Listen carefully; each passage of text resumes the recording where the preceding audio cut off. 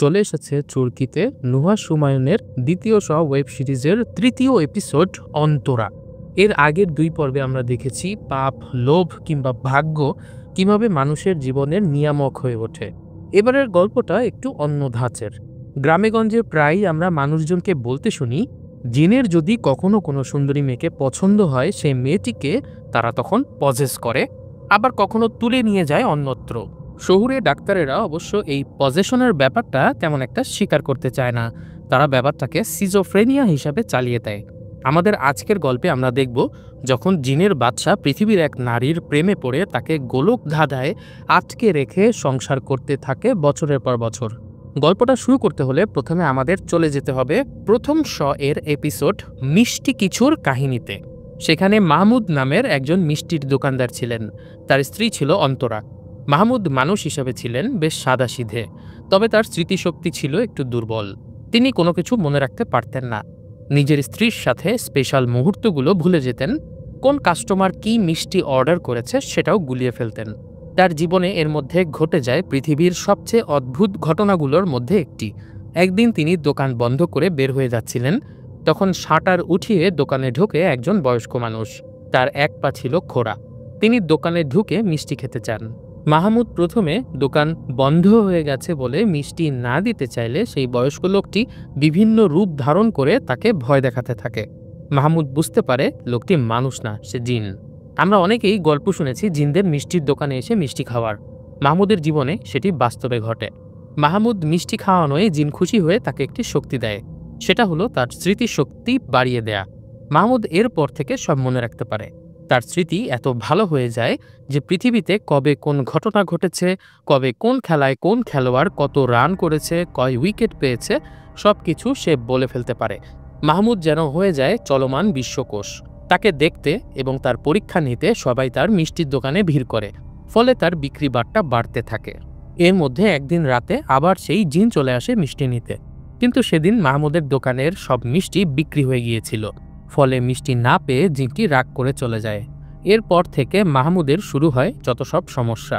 তীব্র মাথায় যন্ত্রণা শুরু হয়, সেই সাথে তার মনে পড়তে থাকে জন্মের সময়কার স্মৃতি, মায়ের পেটে থাকার সময়কার স্মৃতিসহ সব কিছু। সে আলো আর সহ্য করতে পারছিল না। তার স্ত্রীর সাথে সে জিনের ব্যাপারটা আলোচনা করে।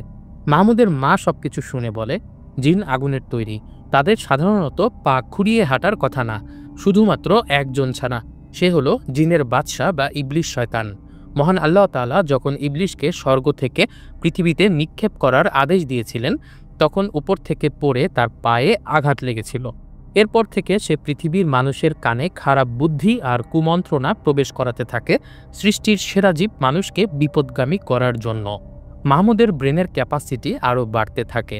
তার মনে পড়ে যায় তার মায়ের পেটে থাকারও আগের মুহূর্ত, অর্থাৎ যখন তার রুহ এই মহাবিশ্বে ছিল, সেই গ্যালাক্সি সৃষ্টির শুরুর সেই মহাবিস্ফোরণ, আর তারও আগের শূন্যতা।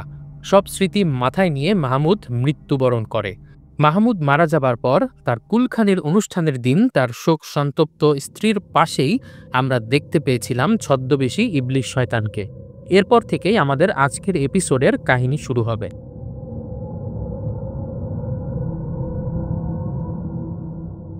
কেটে গেছে কয়েকটি বছর। সেদিন কুলখানির অনুষ্ঠানে অন্তরাকে পছন্দ হয় ইবলিশের। সে তাকে সম্মোহিত বা পজেস করে ফেলে। তার পুরনো সব স্মৃতি ভুলিয়ে দিয়ে তাকে নিজের হাতের পুতুল করে ফেলে সে। প্রতি রাতে দুঃস্বপ্ন দেখে ঘুম ভাঙে অন্তরার। এরপর নিজ হাতে চা বানিয়ে দেয় সে তার বৃদ্ধ সঙ্গীকে। কনডেন্স মিল্ক এবং 6 চামচ চিনি দিয়ে বানাতে হয় তার চা, কারণ জিনেরা তো একটু বেশি মিষ্টি পছন্দ করে। ইবলিশকে প্রতিদিন প্রশ্ন করে অন্তরা, তোমার লেখালেখি কেমন চলছে? আর সে কথা শুনে ইবলিশ প্রতিদিন চলে যায় নিজের লেখালেখির ঘরে। সেই ঘরে অবশ্য অন্তরার প্রবেশ নিষেধ। সে ঘরের সব কাজ করে, মাঝে মাঝে বারান্দা দিয়ে আশেপাশের ছোট বাচ্চাদেরকে দেখে, আবার মাঝে মাঝে ফোনে পাশের বাড়ির ভাবির সঙ্গে গল্প করে।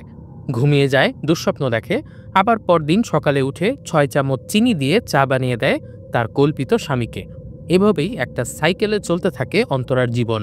হঠাৎ তার বাসার নিচে এক পিচ্চি মেয়ের আবির্ভাব ঘটে। মেয়েটার নাম ছিল মায়া। তাকে অন্তরা বাসায় ডেকে চকলেট খেতে দেয়। তবে এই মেয়েটি অন্তরাকে চিনত। অন্তরা আগে যে বাসায় থাকত সেই বাসার প্রতিবেশী ছিল এই মেয়ে। এতদিন পর অন্তরাকে দেখতে পেয়ে সে চিনতে পেরেছে। সে অন্তরাকে বলে দেয় যার সঙ্গে সে সংসার করছে সে আসলে তার আসল স্বামী নয়।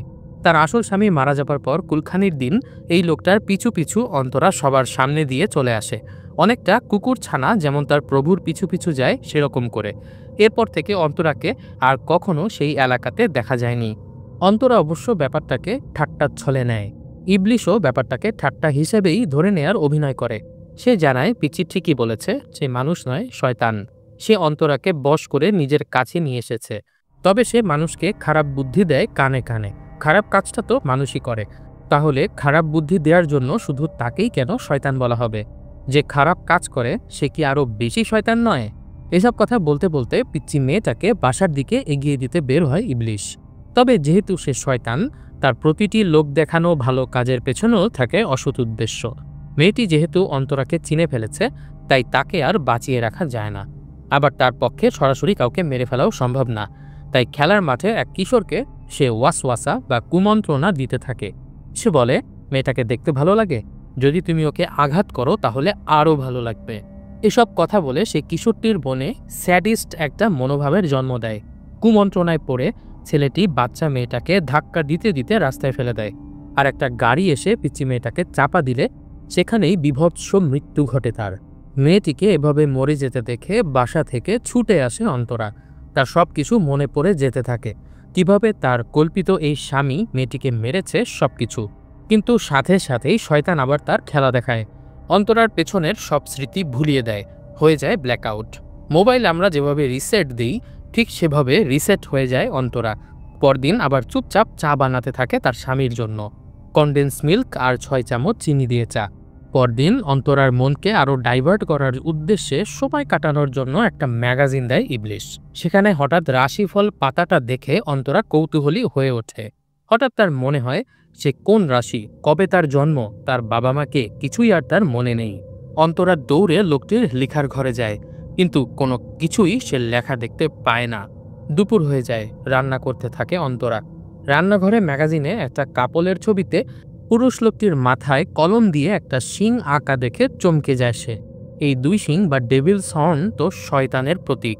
সে দেখতে পায় প্রত্যেক বয়ামে বিভিন্ন জায়গায় দাগানো দূরে থাকুন, ওয়ার্নিং, সতর্কীকরণ, বিপজ্জনক, এই সমস্ত শব্দে কেউ যেন দাগিয়ে রেখেছে। মনে হচ্ছে কেউ যেন অন্তরাকে সতর্ক করার জন্য এই সব শব্দে মার্ক করে রেখেছে যে তার জীবনে বিপজ্জনক কিছু একটা হচ্ছে। অন্তরা ভয় পেয়ে যায়। সে চুপি চুপি টেলিফোন করে তার সেই পাশের বাসার ভাবিকে। ভাবি অবশ্য সবকিছু হালকাভাবে উড়িয়ে দেয়। এর মধ্যে অন্তরার হঠাৎ মনে হয় এই ভাবি আসলে কে, এই ভাবির সাথে তার পরিচয় কিভাবে। আমরা বুঝতে পারি আসলে এই ভাবি নিজেও তার কল্পিত স্বামী ইবলিশের একটা কল্পিত চরিত্র। ইবলিশ নিজেই নারী কণ্ঠ করে নিজেকে পাশের বাসার ভাবি পরিচয় দিয়ে কথা বলে অন্তরার সাথে, যাতে সে নিঃসঙ্গ বোধ না করে। অন্তরা দৌড়ে নিচতলায় চলে যায়। সেখানে বাড়িওয়ালিকে প্রশ্ন করে যে অন্তরাকে সে কবে থেকে চেনে, কারণ অন্তরার বিয়ের আগের কোনো স্মৃতি মনে নেই। বলাই বাহুল্য এই বাড়িওয়ালি নিজেও ছিল শয়তানের আরেকটা রূপ। সে অন্তরাকে বলে বিয়ের পর সব মেয়েই তার অতীত ভুলে যায়, এটা এমন কোনো সমস্যার কিছু না। অন্তরার সমস্যা প্রকট হয়ে উঠছে দেখে রাতে ইবলিশ তার সঙ্গে রোমান্টিক ডিনারের আয়োজন করে। সেখানে নরক থেকে মুখোশ পরা শিল্পী এনে করা হয় গান বাজনার আয়োজন, থাকে আস্ত খাসির রোস্ট। শয়তানের কথা শুনে যেই ছেলেটা পিচ্চি মেয়েটাকে ধাক্কা দিয়ে রাস্তায় ফেলে দিয়েছিল, সেই ছেলেটা এখন শয়তানের দাসে পরিণত হয়েছে। ছেলেটা কুপিয়ে খাসিটার মাথা কেটে অন্তরার পাতে রাখে। অন্তরা এই দৃশ্য দেখে বমির উদ্রেক হয়। তারপর এসব বাদ দিয়ে সে ফল খেতে থাকে। ইবলিশ অন্তরাকে তার প্রথম প্রেমের গল্প বলা শুরু করে। সে প্রেমে পড়েছিল পৃথিবীর প্রথম সুন্দরীর, অর্থাৎ ইভ বা হাওয়া আলাইহিস সালামের কথা বলে সে। স্বর্গের বাগানে ঘুরতে ঘুরতে তার সঙ্গে প্রথম দেখা হয়। পরে সে তার এবং তার সঙ্গীর মধ্যে সাপ হয়ে ঢুকে যায়, তাদেরকে দিয়ে পাপ করায় সে। ইবলিশ পৃথিবী দেখেছে, বিশ্ব ব্রহ্মাণ্ডের অনেক কিছুই দেখেছে সে। বিশ্বের প্রায় প্রত্যেক রাজা বাদশাকেই কুমন্ত্রণা দিয়েছে সে। সে জানে মানুষ কি চায়, পুরুষ কি চায়। পুরুষ চায় সৃষ্টি করতে, উপার্জন করতে, আর একটা সুন্দরী মেয়ে নিয়ে সংসার করতে। অন্তরাকে প্রথম দেখেই তার ইচ্ছে হয়েছিল পুরুষের মতো করে একজন নারীকে পাবে সে, সংসার করতে ইচ্ছে হয় তার। সেদিন রাতে আবারও দুঃস্বপ্ন দেখে অন্তরা। স্বপ্নে সে তার মৃত স্বামীকে দেখতে পায়। মাহমুদ তাকে বলছে, অন্তরা তুমি ঘোরের মধ্যে আছো, যখনই তুমি বুঝবে যে তুমি ঘোরের মধ্যে আছো তখনই আবার সব ভুলে যাবে, বুঝবা আর ভুলবা। স্বপ্ন দেখে ঘুম ভাঙলে অন্তরা ঘরের মধ্যে মোমবাতি হাতে হাঁটতে বের হয়। সারা ঘরে বিখ্যাত সব পেন্টিং। একটা ঈগলের শোপিসের পেছনে দেয়ালে সে একটা স্কার মার্ক দেখতে পায়। সেখানে লেখা ছিল মধ্যাহ্ন স।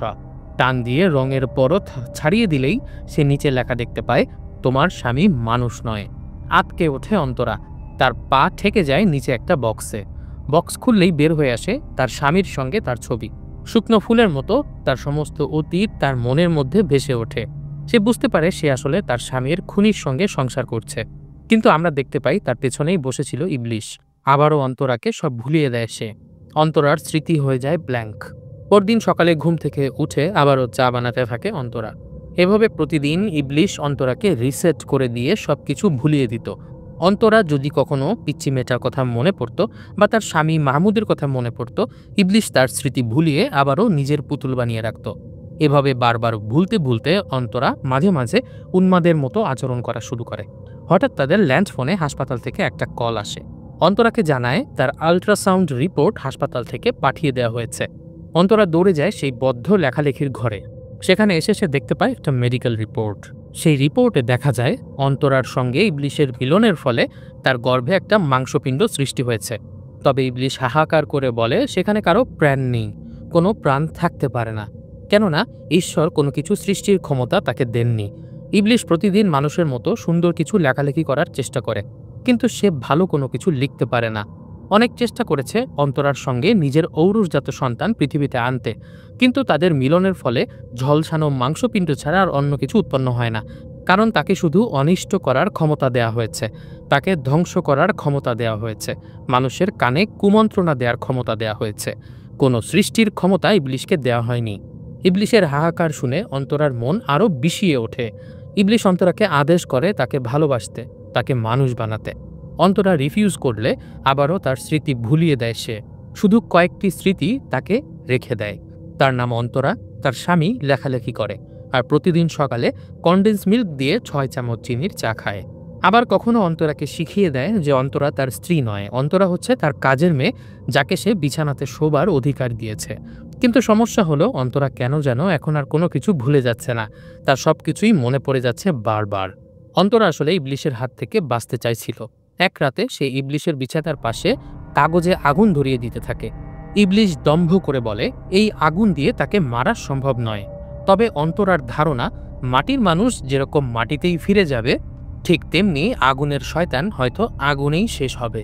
আর এখন চারিদিকে এত হানাহানি যে মানুষের এখন আর ইবলিশের কুমন্ত্রণার প্রয়োজন হয় না। তাদের নিজেদের মাথাতেই শয়তানি বুদ্ধি গিজগিজ করে।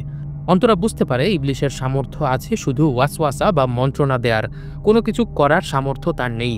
প্রথম যেদিন সে ইবলিশকে তার পাশে দেখেছিল তার স্বামীর কুলখানির দিনে, সেদিন সে চাইছিল তার স্বামী হারানোর কষ্ট ভুলে যেতে। তার এই চাওয়ার কারণেই শয়তান তার কানে কুমন্ত্রণা দেওয়ার অধিকার লাভ করে এবং তখন তাকে পজেস করে নিজের সাথে সুখে রাখবে এই মন্ত্রণায় সম্মোহিত করে নিয়ে যায়।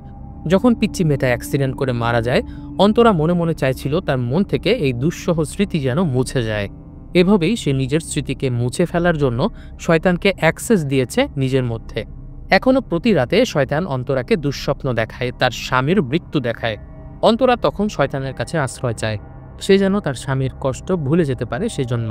এভাবেই মূলত সে ইবলিশকে অ্যাক্সেস দিয়েছে নিজের মনের উপর নিয়ন্ত্রণ নেয়ার।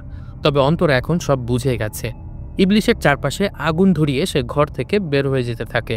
কখনো পাশের বাড়ির ভাবি সেজে ফোন করে, কখনো বাড়িওয়ালি সেজে, আবার কখনো সেই পিচ্চি মেয়ে সেজে অন্তরাকে আটকানোর চেষ্টা করতে থাকে ইবলিশ। বারবার বলতে থাকে, আমার থেকে পালাতে পারবে না তুমি, কারণ আমি তো সব মানুষের মধ্যেই থাকি। মানুষ আর শয়তানের পার্থক্য শুধু মূর্ধন্য এবং তালব্যস্বতে। রাতে আবার ইবলিশ স্বপ্ন দেখায় অন্তরাকে। স্বপ্নে অবশ্য অন্তরা মাহমুদকে চলে যেতে বলে, কারণ এতদিন মাহমুদের কষ্ট ভোলার জন্য সে ইবলিশের কাছে আশ্রয় চাইত। এখন সে চায় মাহমুদ যে নেই সেই কষ্টটা উপলব্ধি করতে। সৃষ্টিকর্তা তার সৃষ্টি মানুষকে এমন পরিমাণ কষ্ট দেন না যেটা তারা সহ্য করতে পারবে না। ফলে মাহমুদ ঝাঁপ দিয়ে চলে যায়। অন্তরা কারো সাহায্য ছাড়াই এবার ভুলতে চায় স্বামী হারানোর কষ্ট। পরদিন সে ঘুম থেকে ওঠে। এখন আর ইবলিশ নেই তার পাশে। আবারও সকালে চা বানায় সে, তবে এবার চা বানায় চিনি ছাড়া, কড়া করে রং চা। এপিসোডটির শেষে একটা কথাই বলতে হয়, ওয়াও, হোয়াট এ কনসেপ্ট। ইবলিশ প্রথমে অন্তরাকে পজেস করে নিজের কাছে নিয়ে আসে, তার একটা কল্পিত সংসারের ঘোর তৈরি করে, সেখানে নিজের মতো করে চরিত্র তৈরি করে, যেমন পাশের বাসার ভাবি, বাড়িওয়ালি ইত্যাদি। অন্তরা মাঝে মাঝেই তার স্মৃতি ফিরে পেত, আর পর মুহূর্তেই ইবলিশ তার স্মৃতি ভুলিয়ে দিত। যে অল্প সময় সে স্মৃতি ফিরে পেত, তখন বিভিন্ন জায়গায় সতর্কবাণী লিখে বা দাগিয়ে রাখত, ভবিষ্যতে নিজেকে সতর্ক করার জন্য। এপিসোডটার গুঁড়ো অর্থ যদি বুঝতে হয়, তাহলে আমাদের নিজেদের জীবনের সাথে মেলাতে হবে। আমরা প্রত্যেকেই তো পৃথিবীতে কষ্ট পাই। অনেকের স্বামী বা স্ত্রী ছেড়ে চলে যায়, অনেকের রিলেশনে ব্রেকআপ হয়, পরীক্ষায় খারাপ রেজাল্ট আসে, আরও কত ধরনের কষ্ট। এই সব হার্ট ব্রেকের কষ্ট ভুলে থাকার জন্য আমরা নিজের অজান্তেই ইবলিশ শয়তানের শরণাপন্ন হই। সিগারেট, মদ, গাঁজা ইত্যাদি নেশায় নিমজ্জিত হয়ে পড়ি কষ্টকে ভুলে যাওয়ার উদ্দেশ্যে। আর তখন থেকেই আমরা হয়ে যাই ইবলিশ শয়তানের দাস। ঘোরের মধ্যে কাটতে থাকে আমাদের জীবন। যখনই কষ্টের কথা মনে হয়, তখনই নিজেকে ছেড়ে দেই কয়েক পেগ হুইস্কির সামনে। সামঞ্জস্যটা ধরতে পারছেন? বুঝতে পারছেন আমাদের অনেকের মধ্যেই অন্তরার মতো ইবলিশ বসবাস করে, অথচ আমরা ভুলে যাই মহান আল্লাহ তাআলা আমাদের কখনো এমন কষ্ট দেন না যেটা আমরা সহ্য করতে পারবো না। কষ্টগুলো সহ্য করা শিখতে হবে। নিজেকে খারাপ পথে না নিয়ে গিয়ে আমাদের সেলফ রেজিলিয়েন্ট হতে হবে। তাহলেই মুক্তি পাওয়া যাবে শয়তানের ওয়াসওয়াসা বা কুমন্ত্রণার ফাঁদ থেকে। আমাদের আজকের ভিডিও এখানে শেষ করছি। ভিডিওটি ভালো লাগলে লাইক করুন, কমেন্ট করে উৎসাহিত করুন, এবং এরকম আরও ভিডিও দেখতে চাইলে আমাদের চ্যানেলটি সাবস্ক্রাইব করে দিন। আমাদের আগের ভিডিওতে কিন্তু একটা কুইজ কন্টেস্ট চলছে, যেটাতে আপনারা আগামী 14ই জানুয়ারি পর্যন্ত অংশগ্রহণ করতে পারবেন। তাই চাইলেই ঘুরে আসতে পারেন সেই ভিডিওতে। ভিডিওটির লিঙ্ক কমেন্ট বক্সে দেয়া থাকবে। সবাই অনেক ভালো থাকবেন, সুস্থ থাকবেন এবং নিজেদেরকে যাবতীয় সকল পাপ থেকে দূরে রাখবেন, এই কামনায় বিদায়।